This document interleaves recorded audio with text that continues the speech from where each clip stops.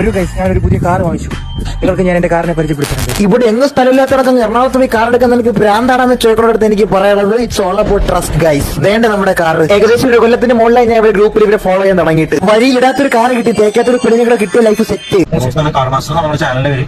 അപ്പൊ അതിനകത്ത് വണ്ടികൾ പോസ്റ്റ് ചെയ്യാറുണ്ട്. അപ്പൊ പോസ്റ്റ് ചെയ്യുന്ന വണ്ടികളെല്ലാം സിംഗിൾ ഓണർ സെക്കൻഡ് ഓണർ ആ ഒരു വണ്ടിലായിരിക്കും. പിന്നെ പർച്ചേസ് ചെയ്യുന്ന 100% ആണ്. വണ്ടി ക്വാളിറ്റി ഉണ്ടെങ്കിൽ നിങ്ങൾ വന്ന് നോക്കിയിട്ട് ക്വാളിറ്റി ഇല്ല. അപ്പൊ കൂടുതലും ബുക്കിംഗ് ആണുള്ളത്. വന്ന് നോക്കിയിട്ട് ക്വാളിറ്റി ഇല്ലെങ്കിൽ ഫുൾ എമൗണ്ട് റീഫണ്ട് തരും. അതുപോലെ തന്നെ മേജർ ആയിട്ട് നമ്മൾ തരുന്ന വണ്ടിക്ക് ഏത് വണ്ടി കംപ്ലൈൻസ് നിങ്ങൾക്ക് റിട്ടേൺ ചെയ്യാം. പിന്നൊരു കാര്യം, ഐരാവതാണെങ്കിൽ ആരെന്നാണെങ്കിൽ യൂസ്ഡ് വാങ്ങിച്ചാൽ നോക്കിയെടുക്കാവൂ ഏത്.